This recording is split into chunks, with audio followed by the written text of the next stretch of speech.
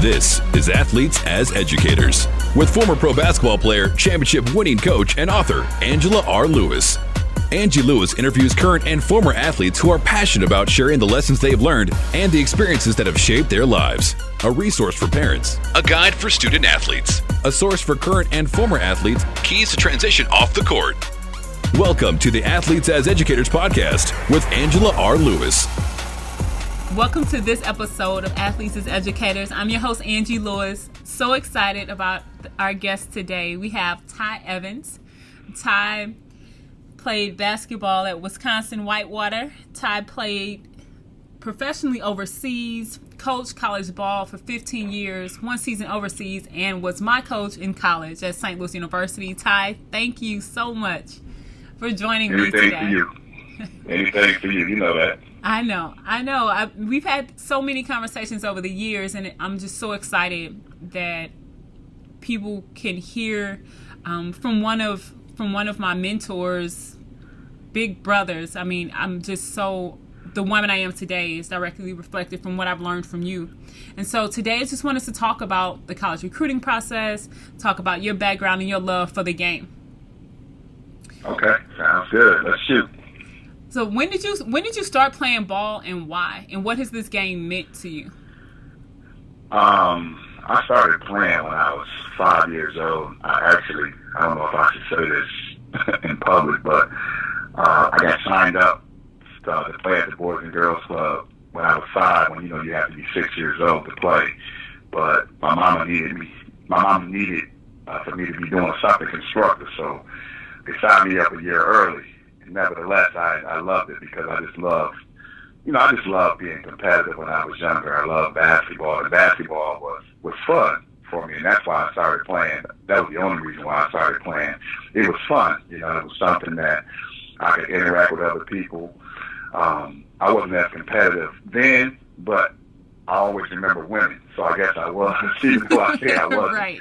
But first and foremost, so it was fun. It's a game. Basketball is a game. I think sometimes, the older you get, you forget that. You forget, the reason why you picked up the ball for the first time. And I guarantee you, most people, 98% of the people out there, if you ask them, why they play, it was because it was fun. That was it.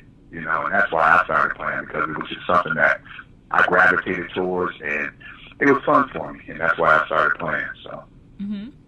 And then what impact has this game had on your life? Man, everything. I mean, there's nothing that I've done thus far in 44 years that basketball didn't play a role in. Nothing. I mean, if it wasn't for basketball, you can look at it this way. I wouldn't have met my wife. And if I wouldn't have met my wife, I wouldn't have my beautiful kids. I would have never met you. Mm-hmm. I would have never had the opportunity to travel the world.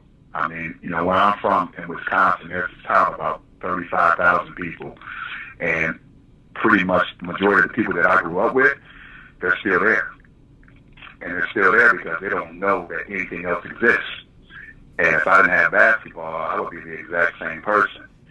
But because I played basketball, and, I was fortunate enough to be good enough to where, I could play for 80 teams outside of the city. I was able to experience, leaving the city of Beloit, Wisconsin. So I was able to meet different people, interact with different people, and travel the world, basically. So I can honestly say without basketball, I wouldn't have anything. I mean, it's pretty much the central, other than God and family, that's the most important thing in my life because of what it's brought me, from a positive standpoint. So, with me, it's real. When you talk about basketball, I don't pretend when it comes to that because it's giving me too much for me not to take it seriously. So without basketball, I definitely wouldn't be where I am today. I know that sounds like a cliche, but it's the truth. No, I know you, and I know it's the truth. I absolutely know that you love the game. You love the game. You mentioned that all you remember is winning. And one thing that I loved about you as a coach is that you're always trying to do whatever you can to help players win, like on the court, off the court. What is your philosophy of the game? Well, the thing about let's back up a little bit. The thing about winning It's not necessarily winning and losing per se, but imagine playing a game, whether it's, basketball or checkers or, double dutch, anything. When you win, think about the feeling you have when you win. Winning builds self-esteem. Winning gives you confidence. So it's not just for the sake of winning, it's just what winning brings you, what it gives you. I think that's important, especially when you're young. If you started playing basketball at 5 years old and you never won a game, you probably wouldn't like it. Yeah. I don't care how fun it was when you started playing, but winning is a part of that as well. So, when you're younger and you start playing something because it's fun and you actually win at it, to me, that just takes it to a whole nother level. You want to do it again because you love that feeling. I can take it in a totally different manner. I know this may sound a little morbid, but unfortunately, you got people who are drug addicts. Mm-hmm. And if you think about it, a lot of them, they take that first hit and they feel like they've never felt. So what do they try to do? They spend the rest of their life trying to get to that first hit. That's how they become addicted. Well, winning is the exact same thing if you look at it from that standpoint. Once you get that feeling and you know how it makes you feel, you become addicted to it. That's a beautiful thing. As long as you keep it in perspective, that's a beautiful thing. And that's what happened to me, So it is about being competitive, but it's just that feeling of winning. You can't get past that. It's a beautiful thing. It is. It is a really beautiful thing. And you've played, you've played at college level, played overseas, been coaching all this time. You've won some, you've lost some. How do you help players deal with success, but it's also failure? Well, the failure is when you grow. You can't grow if you haven't encountered any adversity, because there's no one that's undefeated. Excuse my language. On and off the court, no one. You're gonna lose at some point, whether it's in practice or, or high school, college, whatever. You're gonna lose. So you have to be able to deal with that as well. And you got to deal with it in a graceful manner, because to me, you grow through adversity. Losing is adversity. You have to be able to deal with that. And then once you go through enough of that, you would appreciate winning even more. Mm-hmm. That's what's important. It is, and that adversity shows you who you are and gives you an opportunity to step up or not. I remember before games, I used to play you one-on-one, and I just remember winning. You never won. You went through a lot of adversity. I remember winning. No, but really though, when you're a kid, everyone, to your point, everyone has been humbled at some point, right? So when you finally win, it makes a difference. Growing up for you, who were those people that used to kick your butt and made you better? Because we all had them. Well, you know what's crazy is I never lost an organized game until I was in 9th grade. What?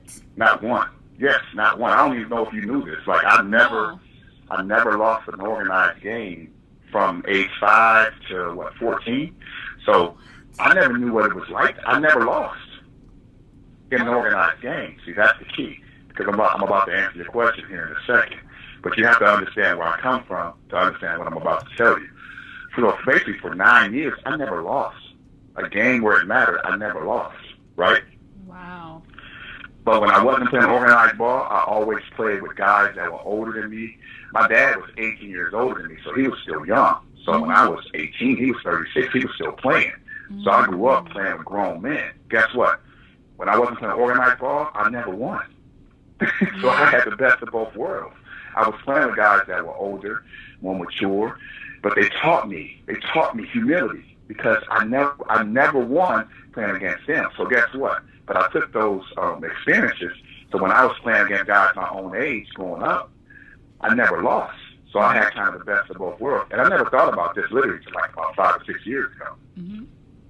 Yeah, absolutely. Absolutely. That's pretty amazing.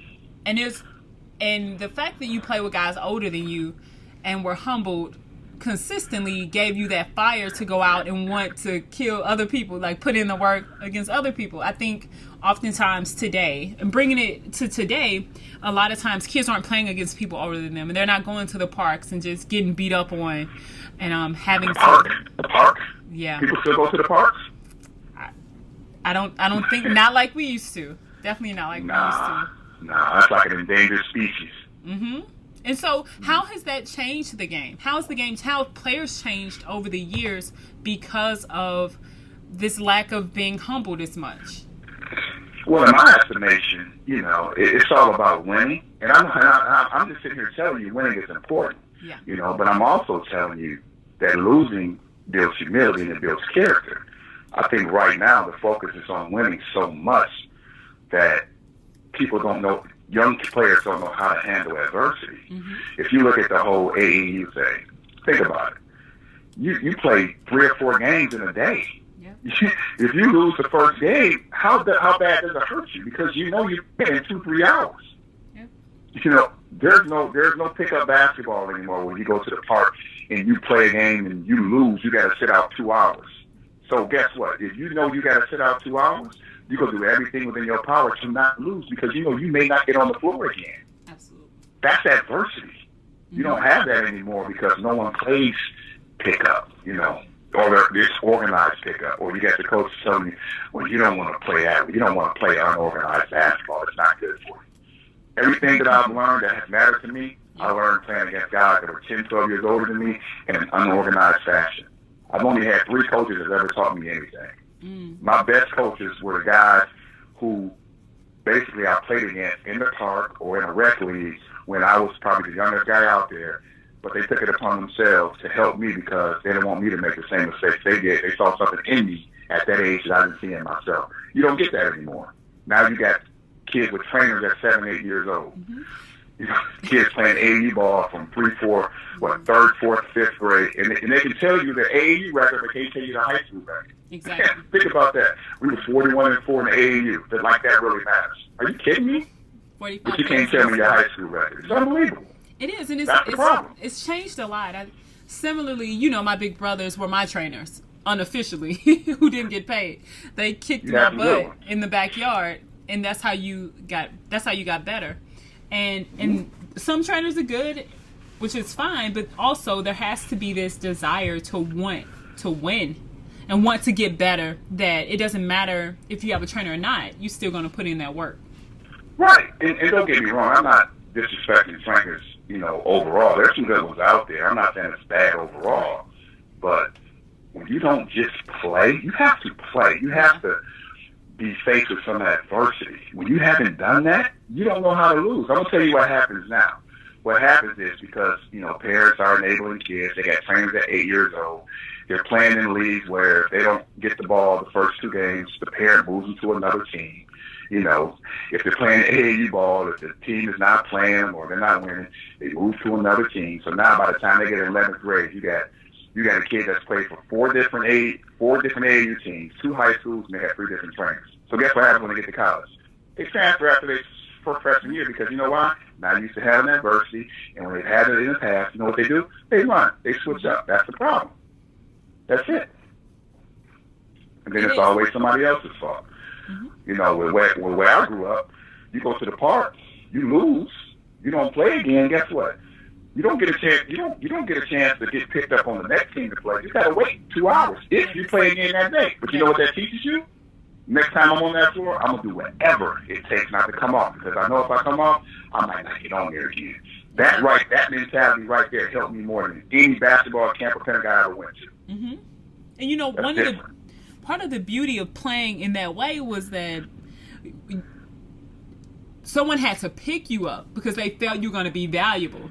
So if you didn't literally get picked to play on the team, because sometimes now you can shoot for it to see if you can make it, to see who has next, but it's it's really humbling when when people keep just passing you until you get to the point where you're the one who gets to pick the team. Hey, but you know what? To me, that art imitates life. That's how life is. When you go to an interview for a job, it's the same thing.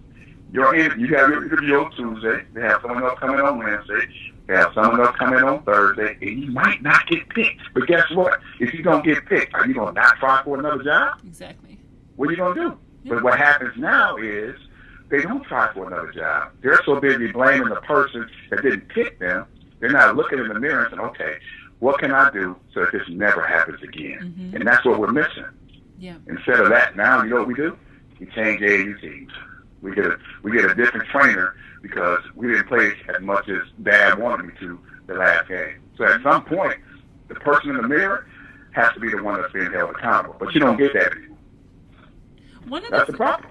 You mentioned you alluded to it a little bit about coaches and parents and that relationship. I was talking to someone earlier about the significance of that relationship. Can you talk about how can we make it better? Your immediate response shows that it's not good, and how does in my estimation, you have some good ones out there. Like I said, I'm not generalizing or putting everybody in one category. I would never do that. You know, that's basically immature. Basically, right. You can't do that. But overall, in general, if you look at the state of basketball, especially grassroots basketball, just look at it. I mean, don't take my word for it. Just pay attention. Mm-hmm. I guarantee you, for the most part, you have parents. More parents are coaching. They're not coaching because they love to coach. They're coaching because my kid ain't getting what they should be getting from somewhere else. I can do it better. No, that's not what they're really. What they're really saying is, I got to make sure my kid gets an opportunity. Mm-hmm. But you're not looking out for the other kids. You know what I mean? Right. The kid who may not have a parent involved. So your kid may get an opportunity, but what about everybody else? You know, the problem, like I said before, the problem right now, and I give parents a lot of credit because they want what's best for the kids so bad, which is a good thing, but this is the bad part. They're enabling them. You got kids who can't even fill out an application. They can't even get in school. Their parents are doing it. So guess what? When they have the first bad practice, you know what they do? They're on their phone in the locker room, texting their parents saying this place is not for me. Because you know why? Because it worked in 8th grade, it worked in 10th grade, and it worked in 11th grade. I've changed, like I said before, I've changed trainers, I've changed high school coaches, I've changed AAU teams, I'm about to change colleges. When we get off the phone, go look at the transfer rate in the last 3 or 4 years. I guarantee you it's increased significantly. But all you do is pay attention. Right. It didn't happen in college. It started in 9th grade with AAU or individual trainers. Nobody wants to go through anything. It's always somebody else's fault. So I want to push back a little bit. How do you know when it's a good fit? I'm sure there are some situations that are not a good fit or it's a bad situation. How does a parent or a kid know when it's time to go or stay? I don't think there's a handbook where you can say, okay, here's the checklist. If this is not happening and this is not happening and this is not happening, you should leave. I think everybody is different. But I also think you got to know what it is you're looking for in that particular school before you go the first time. People are not doing their homework. You got players and parents choosing schools based on what shoes they wear. Yeah. You know? I mean, literally, you know? So you got to do more research and do your homework ahead of time, you know? And that's the thing, you know? So what are some things... Go ahead. Oh, no, I'm sorry. You can finish. I mean, think about it this way. When you're picking a school, it's amazing to me. I mean, I've been doing this for 15, 16 years. And you can talk to players, you can talk to parents, and they can tell you anything. I think sometimes they forget what they tell you. Because every coach is pretty much asking the same thing. Like, right. What are you looking for in the school? That's a very general question. Oh, I can tell you what they're going to say. I just want somewhere where it feels like family. Mm-hmm. You know, that's always, I just want a good education. Well, if you work hard and you study hard, I mean, pretty much you can get an education wherever you go. I know some educated people who didn't even go to college. That's on you. You know. Now, don't get me wrong. I know Harvard and, you know, the Ivy League schools and Stanford, they have a different academic reputation. But don't just tell me you want to get a good education, because that's on you. You can get a good education anywhere. Well, you know, we want to be a part of a family, you know, and obviously we want a chance to play. Well, guess what? If that's all you're looking for, that's pretty much it. Every coach is going to tell you they're going to give you that. I don't know a coach out here that's going to say, we're not going to give you a good education. Right. Or, I'm recruiting you to not play. Think about how dumb that sounds. Or, we're not going to be family. You're not going to be able to call me, and I'm going to be able to help you. So what are you really looking for? I think parents and players need to sit down and really try to figure out what's most important. Because what's most important, if you're getting that, to me, the chances of you transferring is going to decrease significantly. But if you ain't being honest with yourself and being honest with the people you're talking to, then you're probably going to look for a better place that's going to make you feel good in the moment. Most of the time, it depends on playing time. I'm just being honest with you. And look, you haven't. When the last time you heard of somebody transferring because academically it wasn't what they thought it was going to be? No one. That's my point. Don't bring it up in the recruiting process. Yep. No one says I got there, they didn't have my major, or the professor was horrible, so I left. Yeah, my academic environment was so bad I had to transfer. You never hear that. No. It's always playing time. I don't like how the coaches treat me. And I'm not saying that doesn't happen in some cases, but in all cases? Come on. Yeah. Come on, y'all. Y'all got to be kidding me. Y'all got to be kidding me. So but that's the truth, though. What are those things that are maybe intangible that parents should be thinking about or looking for? You know, some parents, this is their first kid who's gone through this college recruiting process. They never played college ball. What should they be thinking about? Oh, I get it. Talk to the people that are no longer a part of the program. Talk to them. Talk to individuals who have transferred and ask them why. Talk to seniors. Seniors have for whatever reason, maybe because they're almost out the door, you got a better chance of a senior being honest with you than you do anybody else. True. You know, when you go to the school, you spend all this time with the head coach and the assistant coach. What do you think they're going to do? They're going to put their best foot forward. You know why? It's just like being on a date. If you've been on the first date and somebody went out of their way to not treat you right, what do you think you're going to get? But I'll tell you what, spend some time talking to that janitor when you first walk in. That's saying hi to everybody and know everybody. That's the person you can talk to. When you go to the cafeteria and that one person that's over the chicken parmesan that all your players talk to when they walk in and they know them by name, that's the person you ought to be talking to. They don't tell you the truth. Pay attention. Look at transfer rates. You know. As a matter of fact, look at the history of where the head coach came from. Look at the transfer rates from other schools. And then do your research. Find out why. That'll tell you everything you need to know. Talk to the player. Go online or Synergy or whatever you got to go on and look at the player who's receiving the least amount of minutes. And when you get on campus, talk to that person. That'll tell you a lot about the whole program. A lot about the program. I'm telling you. The person who's not playing at all. Right. Not just the walk-on, the scholarship player who's not getting any minutes. Ask her how her recruiting process was.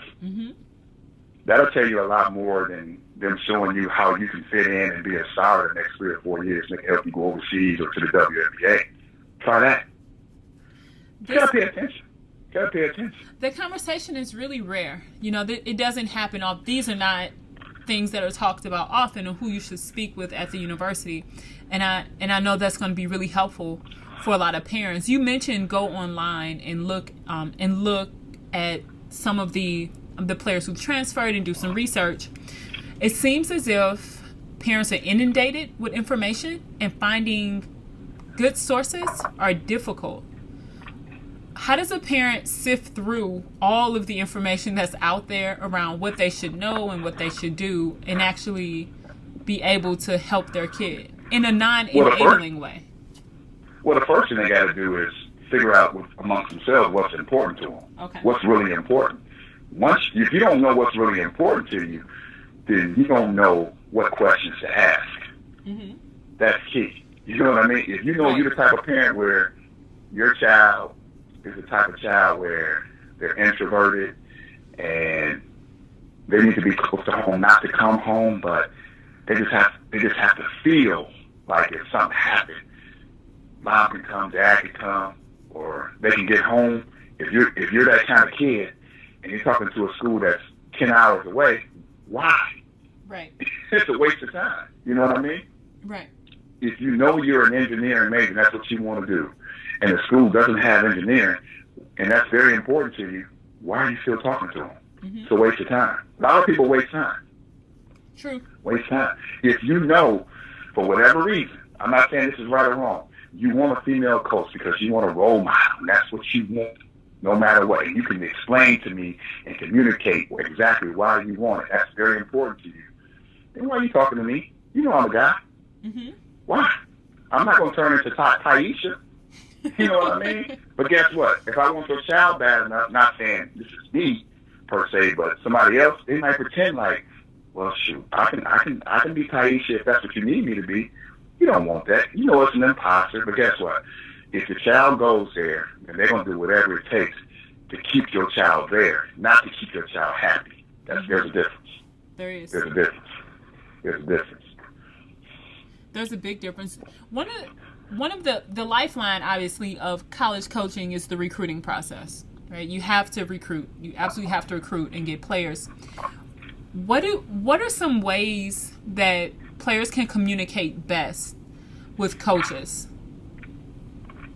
Call them. Call them. Don't hide behind Instagram. Don't hide behind Facebook. Don't hide behind Twitter. Because guess what? When you're in that program and you're in that office, you can't sit across from your head coach and tweet them or text them. Call them. And if it's a problem for them to have a conversation with you on the phone or face-to-face, can you imagine what it would be like to be coached by that person? Sure. Call them. Talk to them. Establish a real, genuine relationship. I'm not saying call them every day, but you got to know that when you pick up that phone and call, they're going to answer. Right. Very important. Very important. If you're hoping that they answer, probably the wrong situation. Mm-hmm. You got to know they're going to answer. And if they don't answer, you got to know in your mind, well, there's a reason why they're going to call me back as soon as they can. And you don't even worry about it. It's about building trust, genuine relationships. Player-coach relationship is similar to father-son, mother-daughter, mother-son relationships. It's not that much different. It's about building trust, doing what you say you're going to do, being consistent, understanding discipline, all those same attributes. It's not that much different. No, that makes sense. And building authentic relationships is something that I've heard repeatedly that people struggle with, especially when you're 15, 16, 17 years old and you have all these different coaches calling. Let me tell you something. If a coach is telling you, if a coach is spending more time telling you, I'm being real with you, they're lying. I'm just telling you right now, they're lying. That's similar to a teenager telling you, I'm grown. Right. It's the same situation. I tell my daughter all the time, when you become grown, you don't have to tell me. I'm going to know, baby. I'm going to see it in your actions every single day. It's consistent. If a coach is real with you, you don't see it. You don't know. That's why it's important for you to pay attention and do what I said before. You have to really research everything around that particular coach. Do your homework. Mm-hmm. But see, we're all guilty of being swayed by emotions. We all like to feel good. We all like to release endorphins. So when someone makes you feel good by saying what you want to hear and a smile, you can know it. You can know if it's a possibility. It may not be true, but it sounds so good, you're willing to give them a chance. Right. That's human nature. That's who we are. Mm-hmm. And coaches play on that all the time. I you know how I am. I equate recruiting to dating. Right. Most people, they don't put their best foot forward. Why? Because it's something that they want. Mm-hmm. Once they get it, human nature, most of the time, they don't do what it takes to maintain what they did to get it. Right. So that's why you have to pay attention. Would you say that's the same on the other side as well for players? Like they say, what do you mean? Do you think that players would say, I want this, I want to be great, I'm going to work hard and then show up? And it sounds good. I mean, for the most part. Eric Thomas has a quote, everybody want to be a beast until they realize what beasts do. Right. Everybody wants to be a beast until they realize what beasts do. You understand what that means, right? It sounds good to say you want this and that, but when you realize what it requires to get to that point, it's different. Mm-hmm. It's different. Everybody want to. I can't think of a player that I recruited that hadn't told me they want to be a pro. Right. They don't even know what being a pro means. If I told you being a pro meant you may not see your mama for 2 years. Yeah. The first thing they're going to say is, what you mean? Why I can't see my mama? Yeah. Pros don't think that way. Pros say, man, I can't see my mama. Man, I know she'll write me. Right. What I got to do. Yeah.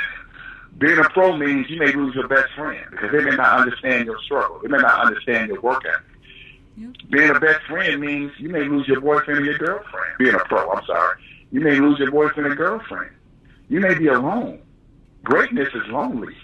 People don't understand that greatness is lonely. You don't get friends until you become great, and those are not real friends. Do you really want that? That's why there's so few great people out there. Yep. It requires definitely a different level of work. You almost have to be you almost have to be okay with being looked at as crazy. And that's just the reality of it. Yeah. If not one person is not calling you crazy and you don't find out about it, you're not trying to become great. Yeah. Yeah. I'm telling you, because good is coming. Good is coming. Good is comfortable. Great, lonely, isolated. That's a little different, G. A little different. It is a little different. It is very different.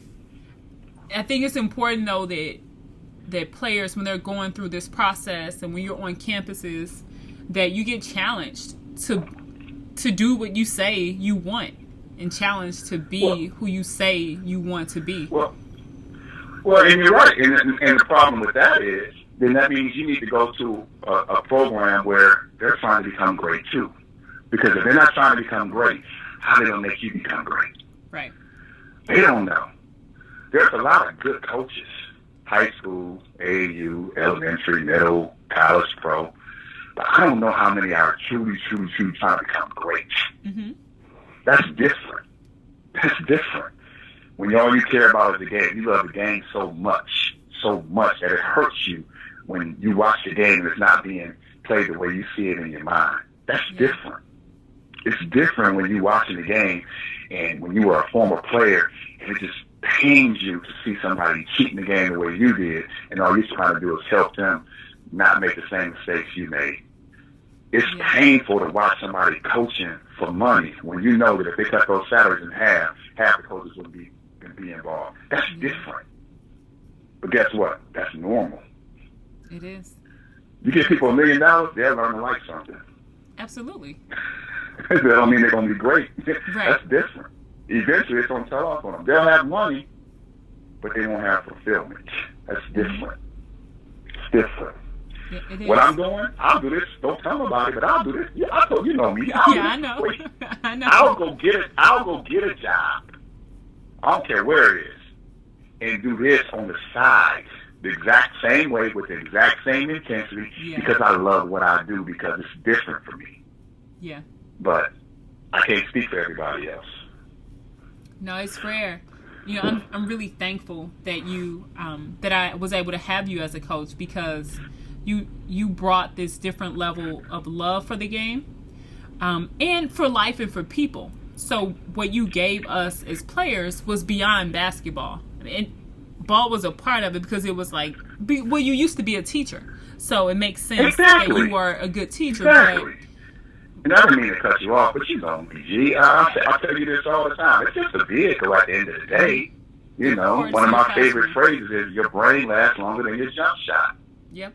You know, but I love it so much that when it's time for me to no longer do this, I just hope I go crazy and I'm done. I want to die on basketball. I mean, I'm dead serious. I know. You've said that before. I know. The love for the game is real. And your love for people and your players is real. Will you talk a little bit about how players can best prepare to transition? We talked about life after basketball in the lab, and we've been talking about this for years. And so what's your vision for the players who cross your path when they finish? How can they best step out in this world ready? Well, the first thing is you got to understand that you're on borrowed time. Yeah. You know, and that's one of the things that, you know, my mom is no longer here, God bless her soul, but she wasn't a basketball player. But she would always tell me, boy, I know you love bouncing that basketball, but you can't bounce it for the rest of your life. That was her way of telling me, you got to have something else to do, you know, when basketball no longer works for you. And that's what I knew in the back of my mind. It had to be a vehicle. But for me, the profession of coaching was easy because, like you said, I taught sixth grade. I was a teacher. My major was education. So all I'm doing is teaching in a different format. You know, the court is now my classroom. Practice plans are my lesson plans. It's the exact same thing for me. I'm just doing something that I love to do that I would do for free. So I'm blessed. But what most people got to understand is you really have to plan and prepare for whatever it is you want to do. Yeah. I mean, you have to figure out what it is you love, and then when you find that, once you find what that is, you have to be non-negotiable and making sure that becomes a reality. And that's the thing. A lot of people don't really know what they want to do. Mm-hmm. I don't want to do nothing else. There's no plan B. I know people say, you gotta have a plan B. Man, no, it's not for me. Nope. I got one plan A. You know what plan B is? To make sure plan A works. Right. It's it for me. But this is what I've chosen. So you have to figure out what it is you want to do. And it can't be something that's only going to last an average of 5 to 7 years, because we're all promised 75 years in the Bible. So if you only plan for 5 years, that means you're 26 on average. You got the majority of your life ahead of you. What do you want to do? What makes you just as happy? I found mine. Yeah. So, young players, you have to figure out what that is. If it's reading, okay, fine. Turn it into a profession. If it's writing, okay, fine. If it's counseling, if it's teaching, if it's engineering, whatever it may be, figure out what it is. Dream as big as you possibly can. And anybody that's looking at you sideways, when you tell them, don't tell them no more and don't talk to them no more. Yeah. Pursue it. Plan A, no plan B.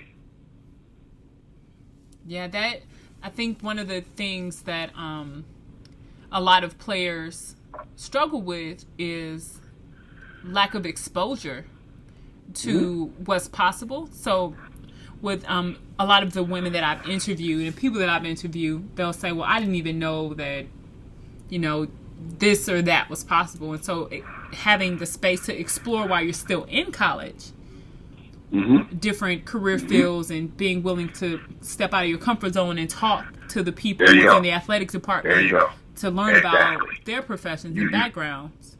You hit it on the head. You got to be uncomfortable. You got to be comfortable being uncomfortable. Get out of your comfort zone. You hit it on the head, G. That's the key right there.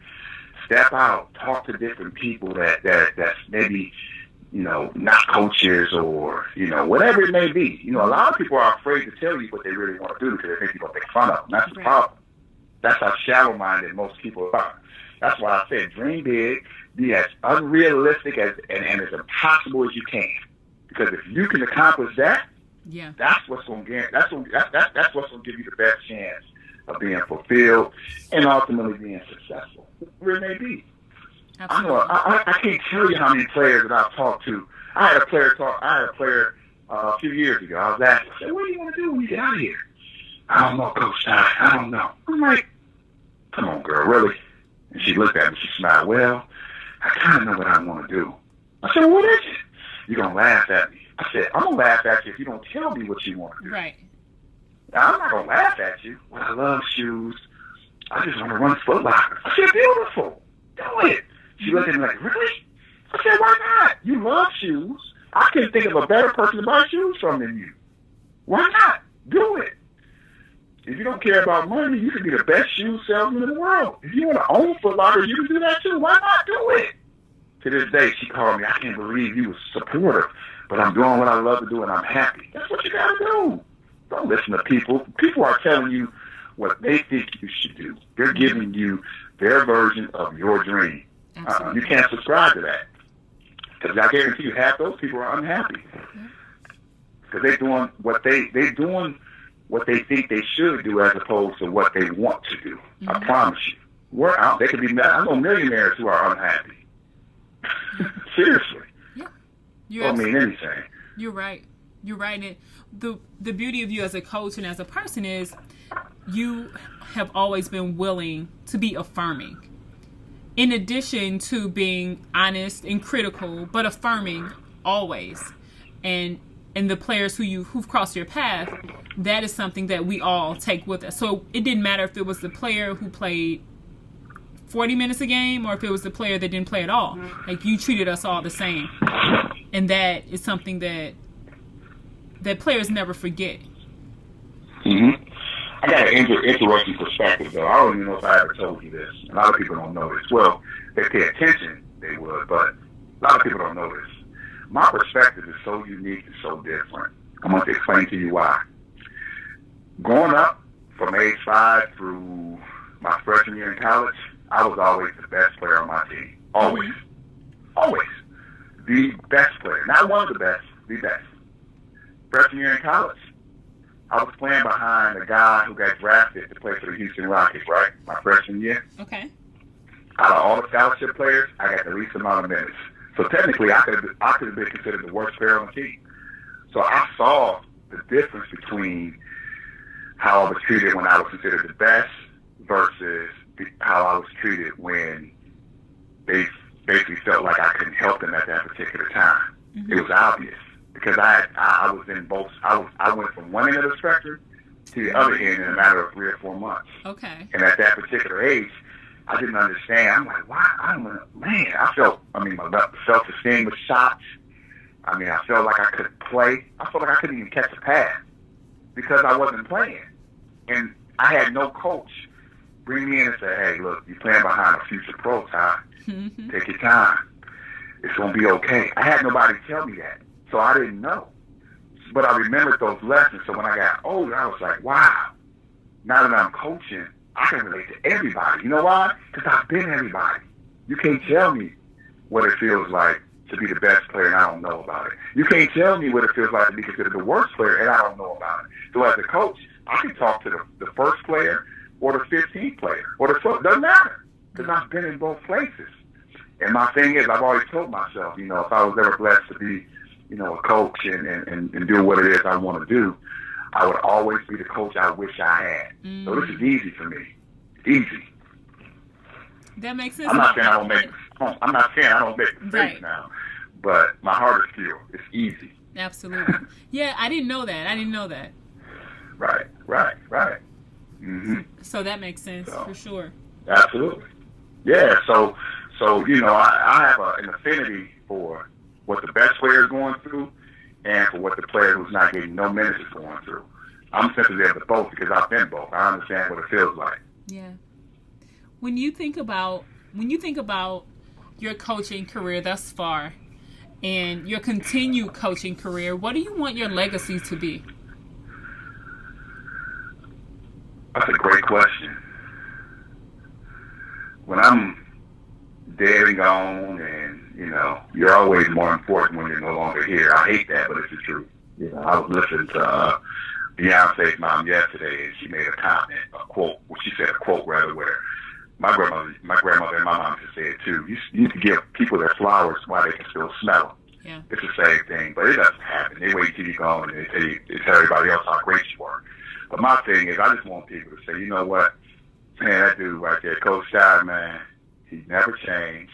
Good dude, cared beyond words. Like, I can't explain to you how much dude cared, how much he just wanted us to be successful, and he gave us everything he had for all the right reasons. And he loved basketball so much, that's why he died on the basketball court. That's it. That's it. Well, Ty, I just want to thank you for all that you've done and been and meant to me in my life and in my growth as a young woman. Thank you for the wisdom over the years. Really appreciate it. And I know there's a lot of other players who feel the same way. I know there's... Oh, you can go ahead. I'm sorry. No, I cut you off again. I'm sorry. I'm so rude. I'm sorry. It's okay. I know that there are NCAA rules around contacting, but if there's a parent who has a question about the process, how could people reach out to you?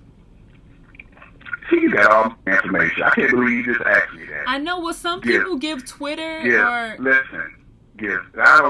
give whoever call you or talk to you or whatever, give them Twitter. Are you serious? Give them my number. Okay. Come on, G. I can't believe you asked me that. Really? You know how I am. I know. If they're talking to you and asking you and you feel like I could help them, you know how I am. Give them my number. Okay. Don't tweet me or text me. Give them my number. I will. I will give them your number. No doubt. Thank you. And I hope to see you soon. You know I love you, baby, but listen, if it wasn't you, you know I wouldn't be doing this, right? I love you too. Look, yes, I know that. You know I don't like paparazzi. It's only because it's you. Like, nobody else. That's it. Never again. This is Athletes as Educators. Thank you for listening to the Athletes as Educators podcast. Connect with me through the Athletes as Educators Facebook page or at Athletes Educate on Instagram. Be sure to subscribe so that you never miss an episode, and go over to iTunes and leave us a 5-star review. For more resources and information about today's podcast, you can check us out at AngelaRLewis.com.